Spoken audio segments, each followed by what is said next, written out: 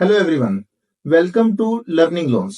आज हम बात करेंगे महिला उद्यमियों के बारे में, उनके लोन के बारे में। We will talk about women entrepreneurs and funding facility to them. Most of you will understand and think कि वुमेन एंटरप्रेन्योर्स को लोन लेने में या किसी भी प्रकार की फंडिंग कराने में बहुत परेशानी आती है। Normal notion is that it is difficult. Banks normally say no or give some excuse for not giving any kind of loan or funding facility to women entrepreneurs.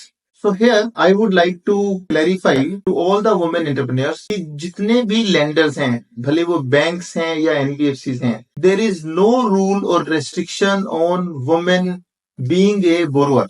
Which means अगर आप महिला हैं, आपको लोन लेने का उतना ही अधिकार है जितना किसी पुरुष को है। Rather most of the NBFCs, new age lenders, they prefer women entrepreneurs as borrowers because the data says women entrepreneurs are better borrowers. जो महिला हैं, जो किसी प्रकार का लोन लेती हैं, उद्यमी हैं, किसी प्रकार का बिजनेस कर रही हैं, अगर उनको लोन दिया जा रहा है तो उनका loan repayment is better historically bye data. It is kind of proven. So if you go to a bank or NBFC and they say you cannot get a loan only because you are a woman and it is mandatory for you to have a male person as your guarantor or co-applicant, you ask them to give in writing. Nobody will give you in writing. So not necessary that you have to have a male person as a guarantor. If you are independent, if you are earning your own sources, you have earning sources, you are running your business, then you have every right to take a loan. Only thing, like any other borrowing process, you should have all your documents ready with you. आपका business का vintage, आपका business का proof, you have a GST registration, Aadhaar Udyam registration, आपका KYCs, PAN card, Aadhaar card, bank statement, everything should be like any other borrower or applicant.